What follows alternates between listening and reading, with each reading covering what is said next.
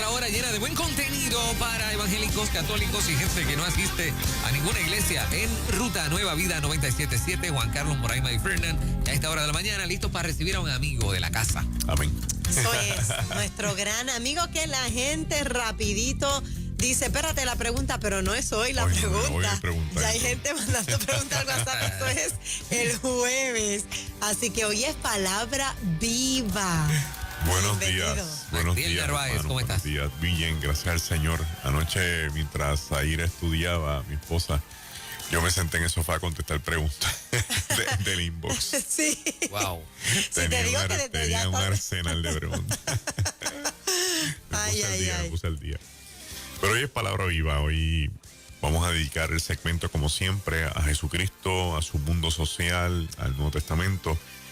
Y vamos a ver algunas características del mundo social de Jesús, porque hay bastante controversia generada. Cuando decimos controversia generada, es que no es necesariamente una controversia porque las cosas no se entiendan. Es que las cosas se entienden y hay grupos que generan controversia.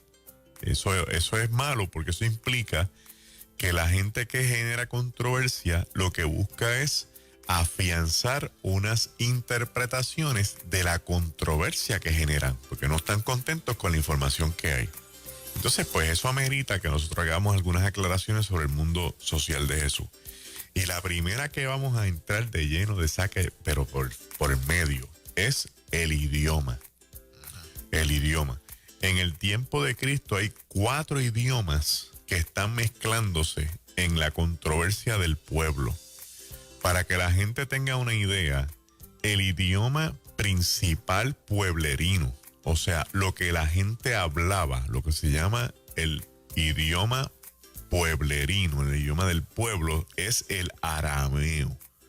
Por eso la película de Mel Gibson pone a los personajes a hablar ese idioma, este idioma que el mundo judío prácticamente lo trae de Babilonia. Entonces trae también la escritura. Es bien parecido al hebreo y tiene algunas características del árabe porque son los 3 idiomas semíticos: el arameo, el árabe y el hebreo. El segundo idioma que se habla en el mundo de Jesús es el griego, que es el idioma comercial. ¿Por qué el idioma comercial? Porque el siglo V, siglo IV, siglo III antes de Cristo, los griegos dominaban toda la cuenca del Mediterráneo y Alejandro Magno llevó el imperio griego hasta la India. Y entonces en las rutas de comercio se estableció el griego. ¿Qué sucedió? Que con el imperio griego dominando en la región, muchos judíos empezaron a emigrar de Israel hacia otras partes del imperio y se vieron obligados a aprender griego, y poco a poco el hebreo y el arameo fue desapareciendo de su lenguaje. Por eso es que un personaje como Fidelfo Ptolomeo o Ptolomeo Fidelfo, que es rey de Egipto siendo griego, reunió 70 ancianos judíos para que tradujeran la Biblia del hebreo al griego, porque los judíos que estaban en el norte de África, en la región de Egipto, ya no hablaban prácticamente el hebreo ni el arameo, lo que hablaban era el griego, entonces querían traducir la Biblia. Pero aquí hay que explicar que cuando se habla en la historia de que Fidelfo Ptolomeo reunió 70 ancianos judíos para traducir la Biblia que traducen es el Antiguo Testamento, porque todavía el Nuevo Testamento no existe. Estamos hablando antes de Cristo, ¿ok? Estamos hablando del siglo III antes de Cristo prácticamente. Entonces, cuando se traduce la palabra Tanaj, T-A-N-A-J, a español, es Biblia, pero es la Biblia judía, que es el Antiguo Testamento nuestro, y eso implica que hoy día hay gente que se ha confundido y piensa que ya la Biblia completa existía antes de Cristo, y que al traducirla del hebreo al griego piensan que la Biblia entera fue escrita en hebreo.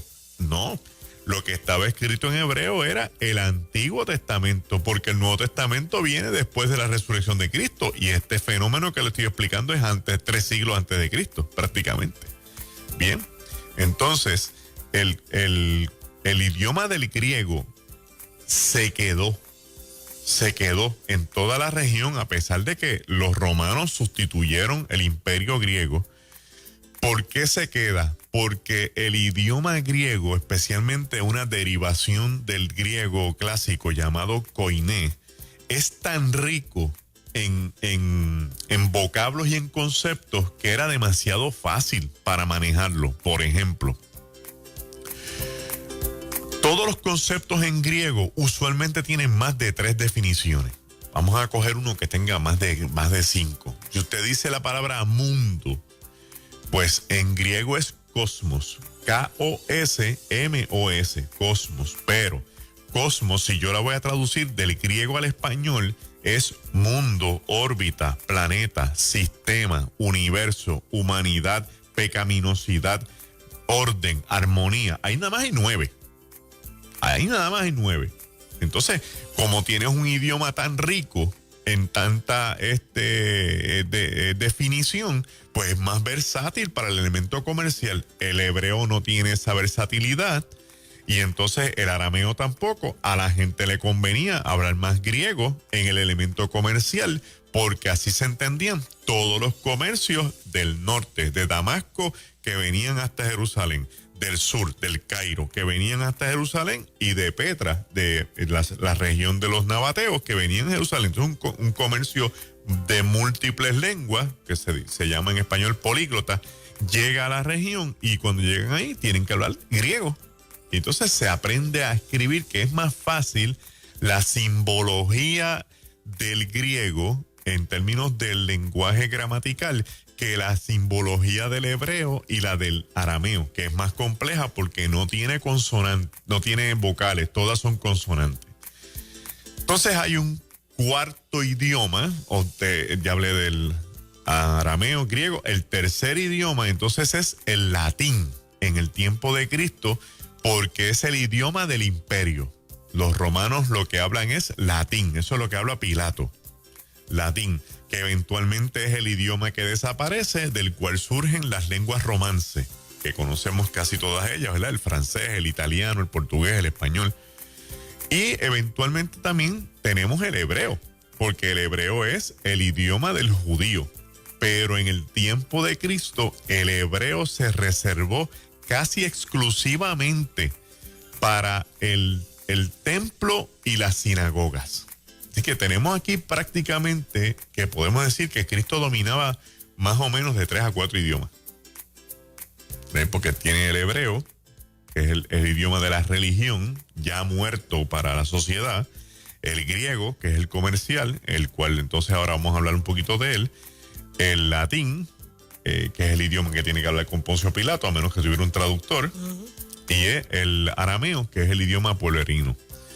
Para las personas que nos escuchan, y no se confunda con esto, o sea, cuando venga un gurú a decir otra cosa de lo que nosotros explicamos aquí, lo vamos a respetar, pero usted no se conforme con lo que alguien diga. Busque, documéntese, y documéntese con historiadores de verdad, documéntese con exégetas de verdad, porque hay 2 tipos de literatura. Está la literatura académica sólida, que plantea todo esto que estamos hablando en el día de hoy, y está la literatura interpretativa, que es lo que alguien interpreta de los académicos. Si usted se queda con lo que interpretan los académicos, posiblemente él va a traer algo que le conviene traer de su influencia o de su experiencia, y no necesariamente de una investigación seria académica, que es la que nosotros estamos usando, porque es la que más razón, la que más ciencia, la que más conocimiento trae para poder entender mejor el texto bíblico. Algunas personas siempre se quedan con el programa nuestro y después vuelven a buscar las reseñas. Pues mire, le voy a decir 2 o 3 títulos para que usted tenga una idea. Los otros días Edwin Rivera Manso mencionó un autor que es A+, se llama Raymond Brown. Raymond Brown. El libro que puedo usar para esto que estoy hablando en la mañana de hoy se llama Introducción al Nuevo Testamento. ¿Quién es Raymond Brown? Raymond Brown, Joseph Fitzmyer y Paul Meyer eran los 3 exégetas por excelencia de la Iglesia Católica. Pero cuando empezó la Iglesia a imponerle criterios de interpretación, ellos dijeron, no, nosotros somos académicos y tenemos una libertad para interpretar. Y se rompió el vínculo y entonces ellos empezaron a escribir para el mundo. Son los 3 jinetes que más, yo diría, escribieron. De hecho, ellos 3 solos escribieron una enciclopedia completa de exégesis que se llama el ABC, el Anchor Bible Commentary. Ahí usted, todo lo que necesita de la Biblia está ahí. Tiene un tomo para cada libro de la Biblia. También tienen otro escritor que se llama Joseph Fitzmyer. Un libro espectacular que se llama The Dead Sea Scrolls. Es una investigación completa sobre los libros del Mar Muerto. Importante que usted conozca qué libros los esenios tenían ya escritos y que sepa que recientemente se encontró en los fragmentos que todavía se están descubriendo de los rollos del Mar Muerto, o sea, que se están investigando, se encontró un fragmento del Evangelio de Marcos que tiene data más o menos del año 57 después de Cristo. O sea que este está cercano a Jesús, pero como no es. También puede leer un libro que se interpretó del inglés al español espectacular. Everett Harrison. Everett Harrison es el autor y su libro se titula Introducción al Nuevo Testamento. Lo trajeron al español, lo habían no lo estaban produciendo, lo volvieron a producir. Una edición, yo no sé por cuál edición va, buenísimo. Joaquín Jeremías, Jerusalén en los tiempos de Jesús. El Jesús histórico, Luke Timothy Johnson, eso es caviar. Habla sobre el libro histórico de Jesús. Y hay un libro escrito por un individuo llamado Magdiel Narváez, se llama Una sentencia sin juicio, que te resume toda esa gente y al final, en la parte de atrás del libro, tiene cerca de 98 fichas bibliográficas. El libro va a estar después disponible en nuestra página, todavía no. No lo busque que no está, después yo lo anuncio cuando esté. Pero la idea aquí es que usted se refuerce, pero que se refuerce con seriedad, con autores honestos. ¿Y por qué le digo esto? Porque ahora vamos a entrar en cómo esos idiomas tienen que ver con el texto bíblico. El Antiguo Testamento, fuera de toda duda razonable y con un 100% de certeza, se escribió en hebreo. No en arameo, no en griego. Ptolomeo Fidelfo lo tradujo con 70 ancianos judíos del hebreo al griego. Y esa versión se llama la Septuaginta. Bien. La traducción del texto al latín se llama la Vulgata. Entonces, hebreo. El hebreo del Antiguo Testamento tiene el problema sustancial de que todas las palabras están escritas con consonantes sin vocales. Implica entonces que hay palabras que pueden ser parecidas a otras, lo que implica que el traductor bíblico tiene que leer casi toda la oración y todo el texto para saber qué palabra es la que mejor va ahí. Y lo otro es que no tiene signos de puntuación, que no tiene numerología, o sea que lo que usted tiene que decir, Salmo 23, ese 23 no está, él tuvo que leerlo para separarlos y agruparlos. Entonces ahí es que se le pone el número a los salmos, para poder separar unos de otros, ¿verdad?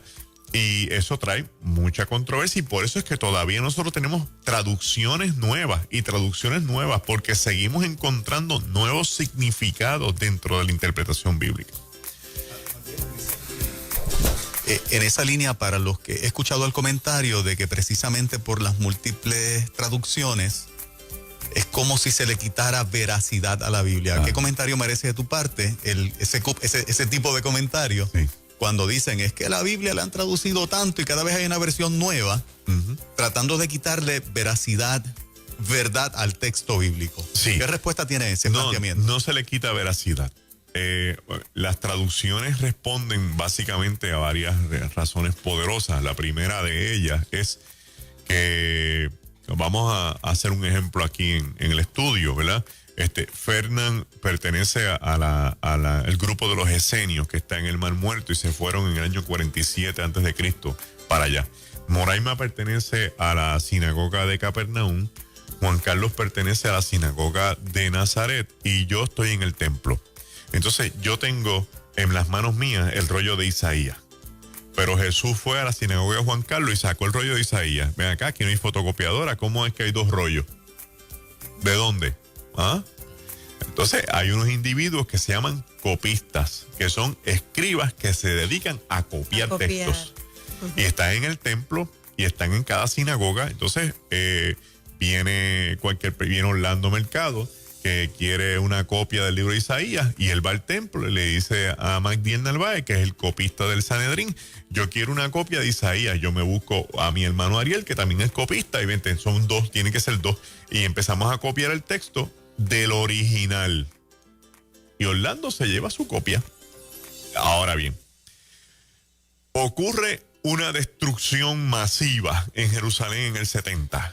Se van medios rollos, ajustes, se quema media humanidad, lo que quedan son fragmentos, y encontramos fragmentos donde estaba Fernán en el Mar Muerto, encontramos fragmentos donde estaba Moraima en Capernaum, encontramos fragmentos donde está Juan Carlos en Nazaret, y encontramos algunos fragmentos en el templo. Viene un traductor, un arqueólogo primero, y recoge todos los fragmentos. Esos fragmentos van a pasar a una institución académica para que un individuo experto en esta arqueología gramatical empiece a montar los fragmentos a ver cómo quedan. Y logra montar fragmentos que le salen páginas casi completas y páginas incompletas de cada rollo. Entonces él tiene que empezar a maniobrar porque hay un hueco en el mismo centro del rollo que se perdieron todas las letras y las páginas y las palabras que estaban ahí. Entonces él tiene que mirar del párrafo que ha visto cuáles son las mejores frases que caben ahí. ¿Ven? Entonces las monta y ahí montó una interpretación de los fragmentos originales que encontró. Ahí tenemos la primera versión bíblica. Pero pasó el tiempo y vino un arqueólogo y donde Fernán estaba con los esenios encontró otro cántaro lleno de rollos, el Mar Muerto, en los años 60, que tiene, por ejemplo, el rollo de Isaías completo. Entonces tenemos que hacer una nueva traducción, porque yo tenía una traducción con unos fragmentos incompletos. Ahora tengo uno más completo.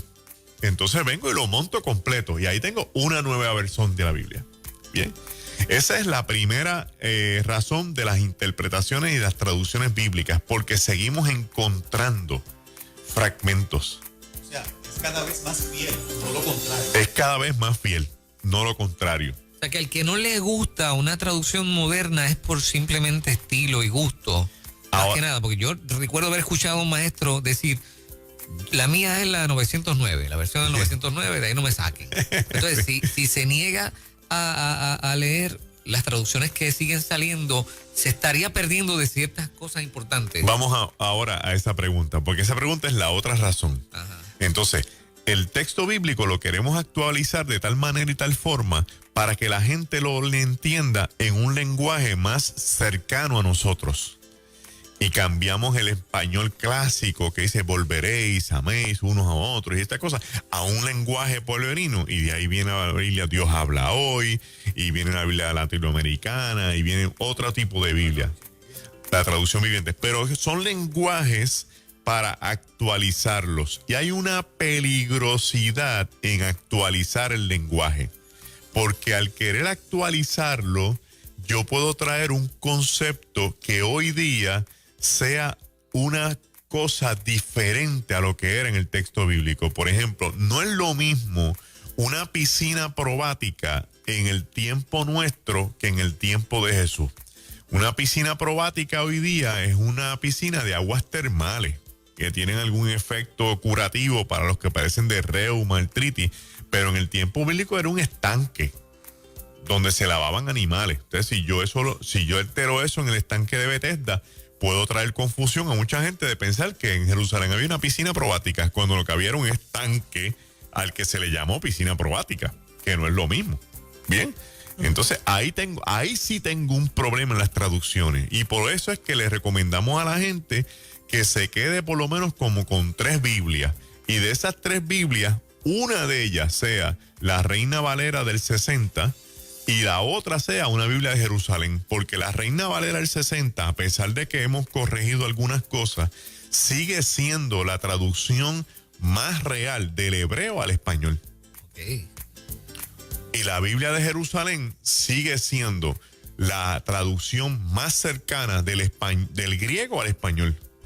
La de Jerusalén está disponible en cualquier sitio por ahí. Está disponible, es la Biblia católica de la versión Nacarcalunga, pero el griego que está ahí es el más cercano a la realidad.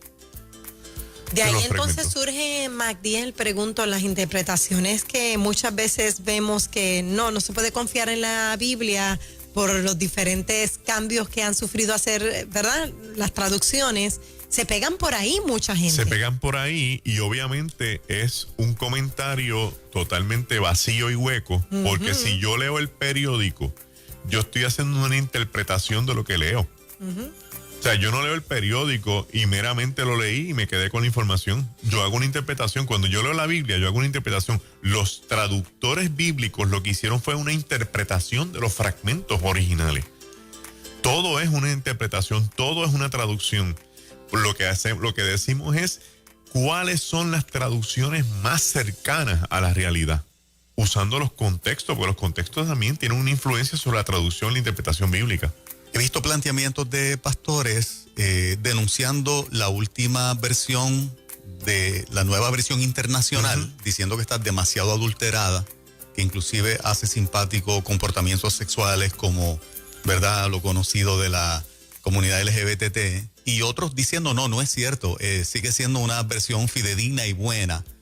¿Has escuchado ese tipo de comentarios? Sí, he escuchado ese tipo de comentarios. El doctor Samuel Pagán trabajó bastante en la traducción de ese texto y hace una buena defensa del mismo. Yo tengo reserva con algunas de las interpretaciones, especialmente con las que tienen que ver con los pasajes sobre posesiones demoníacas, que lo han aguado demasiado y entonces le puede restar a una realidad contextual del tiempo de Cristo. O sea, porque la gente me dice, no, porque a lo mejor el muchacho que el papá lo llevó tenía un ataque epiléptico porque botaba espumas y que se tenía un ataque epiléptico, pero Cristo le echó fuera un demonio. ¿Sabes? Lo que es lo que es. Entonces no me aguas el texto porque tú lo estás interpretando de acuerdo a la versión científica que tú tengas hoy, 2020 años después que se escribió ese texto. Los textos hay que mirarlos no desde el 2020. Hay que mirarlo desde el momento en que ocurrieron, porque en ese contexto es que ese texto es veraz, es que ese texto tiene sentido. Entonces lo miramos allí a ver qué interpretación le toca a la gente de la época, porque eso no se escribió para mí.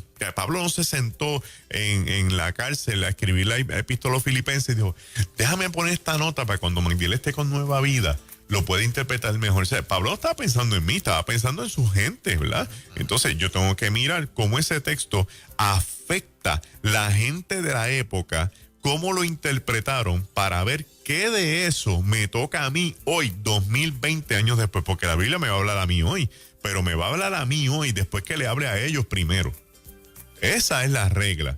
O sea, es como yo coger el Quijote. O sea, si yo leo el Quijote, yo no lo voy a interpretar en el 2020, yo lo voy a interpretar en el año que se escribió, en la época de la literatura de oro española, en la región de La Mancha. Tengo que averiguar dónde está La Mancha, tengo que averiguar por qué le dicen el manco del Lepanto al autor, qué le pasó a Cervantes que se quedó manco, por qué Cervantes está escribiendo y en la literatura que tiene una lucha con los judíos y con los árabes, que es lo que está pasando en España en ese tiempo. Eso es exégesis, pues eso mismo se le hace a la Biblia.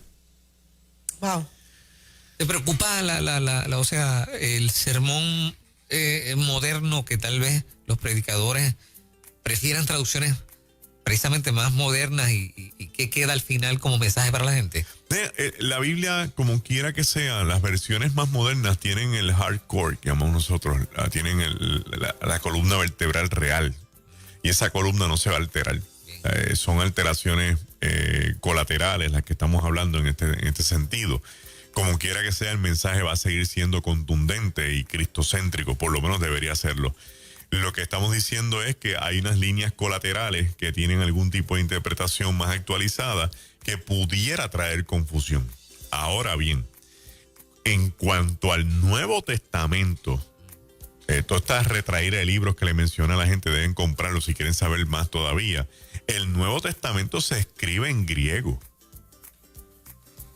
Y todos los eruditos del mundo que han estudiado esto, el 99% sabe y escribe, establece que los pergaminos más antiguos que existen sobre el Nuevo Testamento son en griego. El único de los libros bíblicos del Nuevo Testamento que existen fragmentos en hebreo es el Evangelio de Mateo. Y la razón es porque Mateo escribe su evangelio para los judíos que creyeron en Jesús, que no se llamaron nunca mesiánicos, siguieron siendo judíos que creyeron en Jesús, y para los judíos que se fueron en la diáspora después de la destrucción del templo en los años 70. Entonces, pues ese judío que a lo mejor hablaba o leía mejor el hebreo, él le escribe el evangelio en hebreo para que pueda entender el mensaje de Cristo.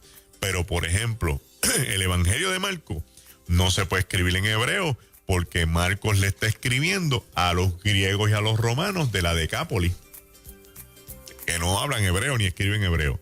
Lucas no se puede escribir en hebreo porque Lucas le está escribiendo que Lucas es el único autor gentil de toda la Biblia.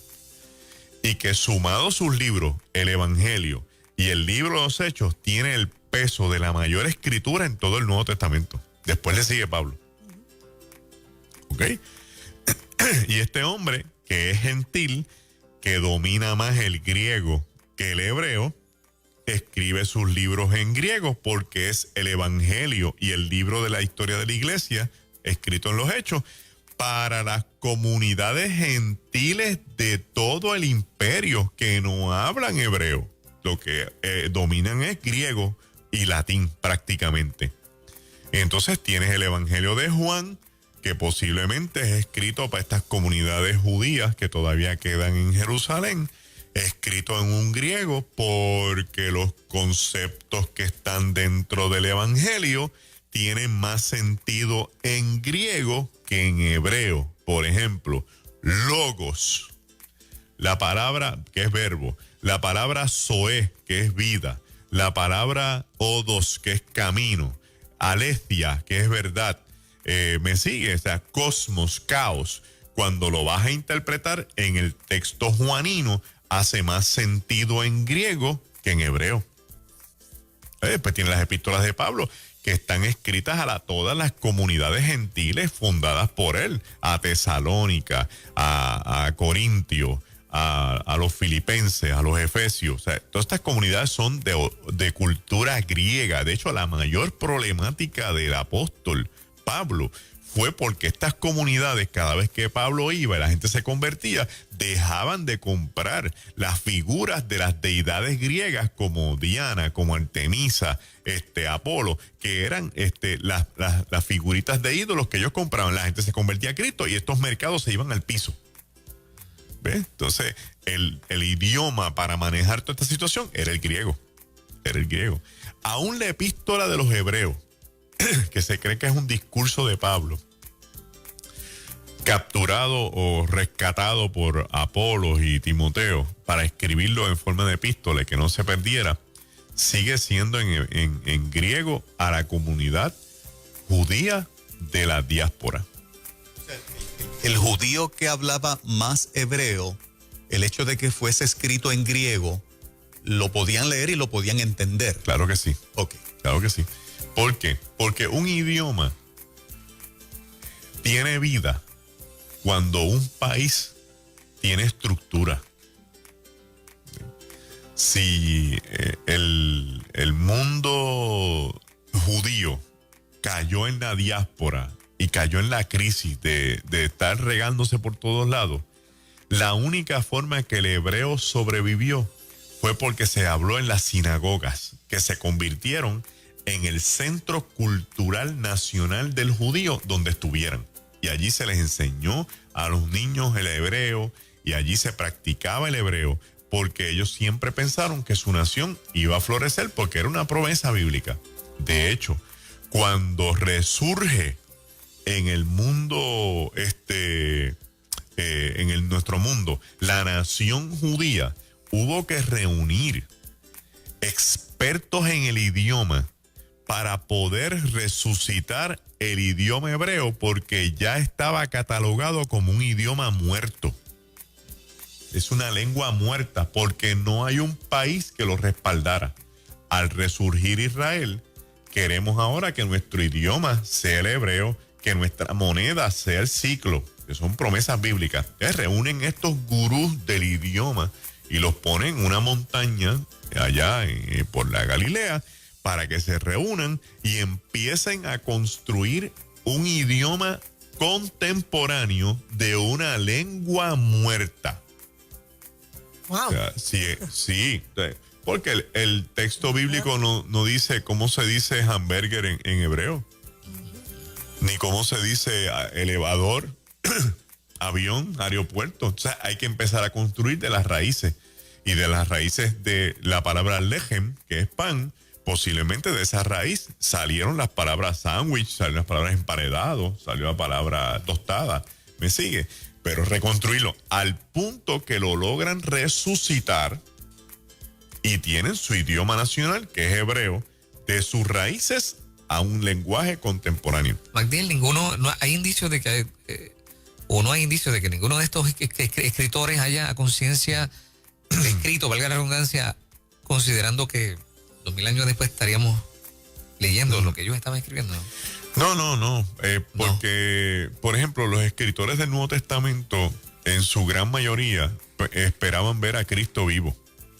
Esperaban el regreso inminente de Cristo. Okay. Entonces, jamás pensaron que iba a llegar hasta 2000 años después. Okay. No, pronto viene Cristo, pronto vendrá el Señor, ya veremos el Señor en gloria. El mismo Jesús con voz de trompeta y voz del arcángel llamará a los suyos. Tú sabes, ellos lo pensaron para su época, así que el escrito, lo que hizo el escrito fue escribir para la realidad inmediata. Todas las epístolas para la realidad inmediata, y los evangelios se escriben porque los discípulos originales empiezan a morir, y para que no se pierda la historia de Jesús, entonces escriben los evangelios para las futuras generaciones. La excepción sería Apocalipsis. El Apocalipsis y los evangelios, que se quedó para las futuras generaciones. ¿Cuánto tiempo tomó revivir el idioma hebreo? Sí. No tengo el dato, pero no tomó mucho, porque ya había comunidades judías en Europa. Por ejemplo, la forma de hablar los ashkenazis, los sefarditas, ya tenían sus propios códigos y sus propias nomenclaturas para conceptos, que se hizo más fácil el proceso si una mayoría de judíos hablaba de una forma y podían integrarlo al idioma que estaba muerto prácticamente. Eso en sí mismo es un milagro, Magdiel. Es un milagro. Ninguna nación del mundo que no existe, que dejó de existir como Israel, y se riegan por el mundo, ¿verdad? Los judíos perseguidos y huyendo siempre. El hecho de haber mantenido el idioma, eso en sí mismo es un milagro poderoso. Eso es un milagro, porque el fenómeno que ocurre es a la inversa. O sea, un idioma muerto te produce otras lenguas. Pues si hablamos de los anglosajones, ¿entiendes? Pues de ahí viene el inglés. Si hablamos de las lenguas germánicas o de los pueblos eslavos, pues entonces cada país de la zona tiene un idioma. O sea, los yugoslavos tienen uno, los húngaros tienen otro. ¿Ves? Si hablamos del latín, tienes el español, el portugués, el francés, entonces el italiano. Entonces el latín se murió. O sea, siempre surge lo contrario. De un idioma muerto vienen más lenguas. Del hebreo vinieron varias líneas. Vino los ashkenazis, como te dice, otras líneas adicionales. Pero resucitar un idioma muerto, no, hermano. Eso es un milagro. Y resucitar una moneda que estaba ya inexistente también es un milagro. O sea, el ciclo, que en hebreo se llama shekel, es un milagro, porque es resucitar algo que no existía. Porque es que una nación que había desaparecido en el año 586 a.C. con la destrucción babilónica. Entonces, después de eso viene, después de Babilonia, el imperio que reina son los persas, vienen los griegos, los romanos, se monta el imperio bizantino, con Constantino en la zona que hoy es Turquía. Después de Bizantino vienen los musulmanes con Mahoma, la primera barrida musulmana. Después vienen las cruzadas. Después una segunda barrida musulmana con los mamelucos. Después de los mamelucos se montan los turcos otomanos. Después los ingleses tienen el mandato británico. Y en el 1948, finalmente, después de la Segunda Guerra Mundial, con la crisis del Holocausto, con el movimiento sionista por Teodoro Herzl, pues se monta la nueva nación de Israel en el 14 de mayo, que están a punto de celebrarlo en estos días próximos. Así que este es un país bien sufrido. Nunca ha habido en la historia de la humanidad un país que haya pasado tanto. Estamos hablando de esclavitud, destierro por un desierto, peleando con tribus nómadas, destrucciones de su monarquía, cautiverio, persecución, diáspora, holocausto, y allí están. Con las mismas, ¿hay un paralelo con ellos? ¿Quién se puede comparar a Israel en términos de tiempo viviendo sobre la faz de la tierra? ¿Solamente a los chinos? No, nadie llega a lo que llegan los judíos. No, rompen todos los parámetros. Rompen todos los parámetros.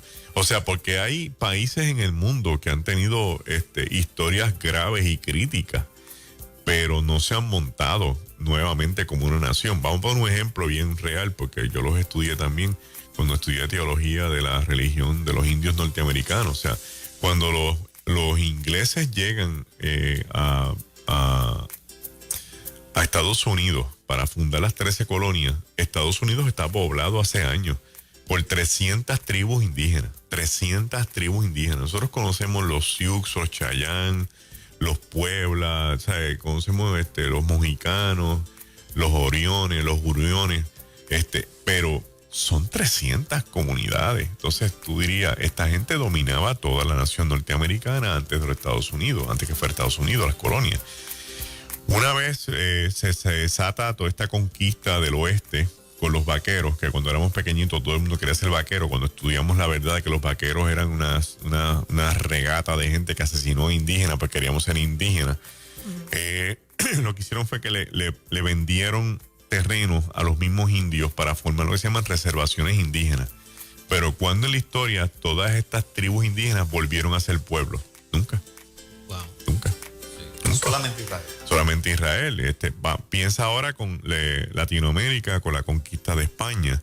O sea, cuando los incas volvieron a resurgir, cuando los aztecas, los toltecas, los mixtecas, los mayas. Siendo muchísimos. Siendo muchísimos y teniendo ya una civilización montada, totalmente estructurada, con idiomas, sistema económico, sistema astronómico, todo lo demás. Pues de ellos tenemos todavía cosas que viven con nosotros, ¿verdad? Pues no volvieron a resurgir. O sea, nadie resurgió, pero Israel se resurgió. Cuando se habla de la frase Israel es el reloj de Dios o el reloj profético de Dios, he visto cantidad de gente en la comunidad cristiana que rechaza eso, principalmente algunos académicos. Eso es cónsono con decir que precisamente por todo este cúmulo de milagros de que han existido sobre la faz de la tierra, tienen las mismas costumbres que el Antiguo Testamento nos describe. Podemos atribuirle obviamente entonces que ha sido un proyecto de Dios que está ahí porque sigue siendo el pueblo que es un proyecto de Dios. Mira, el Israel bíblico es un proyecto que Dios acerca a su corazón, porque como Dios quiere salvar la humanidad, necesita un pueblo de donde venga el Salvador. O sea, porque no puede venir del desierto, tiene un pueblo. Y de un pueblo que tenga una religión que sea monoteísta y que le permita hacer una reforma. Por eso Cristo dice que nadie echa el vino nuevo en un odre viejo, haciendo ver que el judaísmo tiene esta peculiaridad de que sigue siendo un odre viejo y que es funcional para que los tienen, pero para las nuevas generaciones hace falta un vino nuevo que es Cristo, y si se mete dentro de ese odre se rompe el odre. Entonces el odre nuevo pasamos a ser nosotros, donde Cristo viene a derramarse. Y Dios preserva al pueblo de Israel como puede, porque Israel es un pueblo de dura cerviz. De hecho, Deuteronomios capítulo 7, versos 6 y 7 dice: no los escogí a ustedes porque fueran los mejores del mundo, los escogí porque son los más despreciables de toda la tierra. Ese es Dios hablando a Israel. en Deuteronomio, todavía está en el desierto peleando con él. Y de ahí se monta desde el Génesis al Apocalipsis la historia de la salvación. O sea, no es la historia de Israel, es la historia de la salvación, donde Israel tiene un papel protagónico, ¿bien? Porque de ahí viene el Mesías. Pero es la historia de la salvación porque eres para todo el mundo. Entonces Israel queda relegado ante la aparición del Mesías. Porque aquí lo importante no es Israel, sino que de Israel venga el Mesías. O sea, si Israel es importante es porque de él viene un Salvador. Bien, si para ti el Salvador es Cristo, pues la misión de Israel llegó a su fin. Pero, en ningún texto bíblico dice que el pacto con Israel se murió. Hay un pacto vigente, según mi interpretación de Romanos, hay un pacto vigente con el pueblo de Israel. Que yo no tengo que convertirme a judío para agarrar de ese pacto porque yo soy del nuevo pacto, que es en Cristo Jesús. Hay gente que dice que no, porque el nuevo pacto dejó sin efecto el antiguo pacto. Pero sería como injusto de parte de Dios después de traer un pueblo a lo largo de una historia sufriente por demás de tantas vicisitudes, que ha creído en él, que sigue creyendo en él, que porque yo sea cristiano lo deje de un lado. ¿Quién soy yo? Y son muchos los que están en esa línea, que el nuevo, exacto, deja sin. Pero lo importante aquí es que nos concentremos más que otra cosa en el elemento del Salvador. Porque cuando se escriben las epístolas paulinas, hay que leerlas con calma. Todavía yo no he leído bien autores sobre Pablo en este aspecto. Pero que Pablo hace una distinción. O sea, es bien finita, pero la voy a traer. Pablo habla de Jesucristo como el Señor, ¿verdad? Y Señor en griego significa Señor, amo y dueño. Bien. Pero también el elemento de que si tú eres judío, Jesús, y crees en Jesús, Jesús para ti es tu Mesías prometido. ¿Ve? Por eso es que le llamaban el Cristo, porque Cristo significa Mesías. Y es Jesús el Cristo. Bien. Ahora, si yo no soy judío, pues nunca conocí la ley. No tengo el trasfondo cultural. Para mí Cristo es mi Salvador. El Señor de mi vida. Porque yo, sin ser judío, Jesús me alcanzó. Me alcanzó. Y entonces, al alcanzarme, yo me rindo a Él. Y Él es mi Señor. Pero sigue siendo el mismo ente. Sea Mesías, sea Salvador, sea Hijo del Hombre, sigue siendo el mismo. Es Jesús, el Salvador del mundo. Esa la gente me dice, no, porque es Yeshua, no, porque... Ok, vamos a resumirlo. ¿Quién murió en la cruz? Pues ese. ¿Quién resucitó la tumba? Pues ese. Ya está. El nombre no hace la cosa. Sinceramente, exacto. Nunca lo ha hecho. Estamos entrando en controversias estériles y la iglesia necesita empezar a afinarse porque nosotros estamos combatiendo contra un mundo hostil, con un mundo de tinieblas que está bien organizadito, que no se divide, que se mantiene juntos, que cada vez gana más adeptos y que hace ver el evangelio como algo ridículo, inexistente, ortodoxo y totalmente obsoleto. Y los únicos responsables de que el mundo piense que eso es así somos los cristianos. No podemos culpar a nadie más, ni al diablo podemos culpar, porque nosotros mismos nos estamos atacando y nos estamos dividiendo y nos estamos haciendo canto. Y aquí la situación es la siguiente: si yo quiero prevalecer hasta las últimas circunstancias, antes de que Cristo venga a buscarme como un buen cristiano, yo tengo que entender que mi enemigo es el mundo y el mundo de las tinieblas, no es mi hermano en la fe. Así que si usted cree en unas cosas distintas a las que yo he dicho en el día de hoy, no me tilde de enemigo, tíldeme de alguien que tiene otra interpretación, pero usted cree en Cristo y yo también, estamos en la misma liga. No le diga al que cree diferente a usted que es un irresponsable, que es un aprovechado, que es un oportunista, que no sabe lo que está diciendo, que está equivocado. Mire, pase la raya, porque usted tiene gente que cree lo que usted dice y nosotros tenemos gente lo que nosotros decimos. Y lo importante aquí es que al final del día, ¿qué ejército es el que usted representa? ¿El de Cristo? pues vamos a poner una fila y vamos a ver cuál es nuestro enemigo para unirnos, porque este reel llamado vida está en el último carrete. Magdiel, hay una oyente preguntando a través del Messenger de Nueva Vida, ¿qué te parece la traducción de la Biblia Pechita?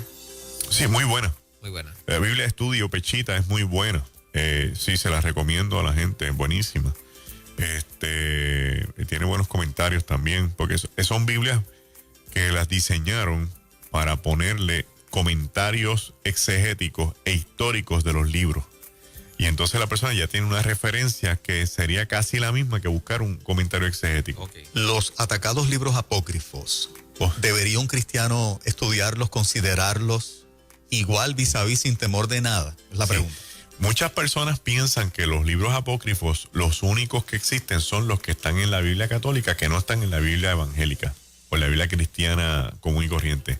Pero la realidad es que los libros apócrifos son un sinnúmero. O sea, en el lenguaje bolerino callejero puertorriqueño es un batatal de libros.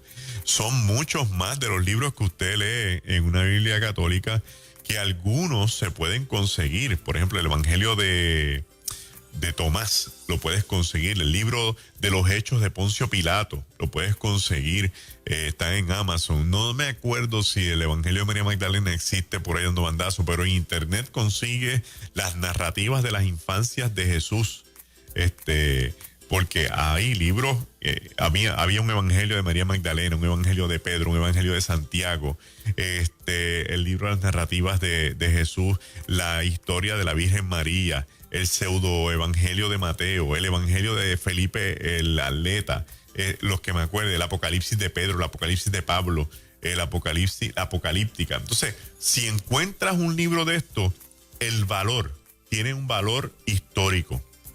Algunos tienen un valor cultural, algunos tienen alguna reseña exegética interesante y algunos tienen alguna referencia colateral de algo que Jesús ha dicho en los evangelios que tenemos.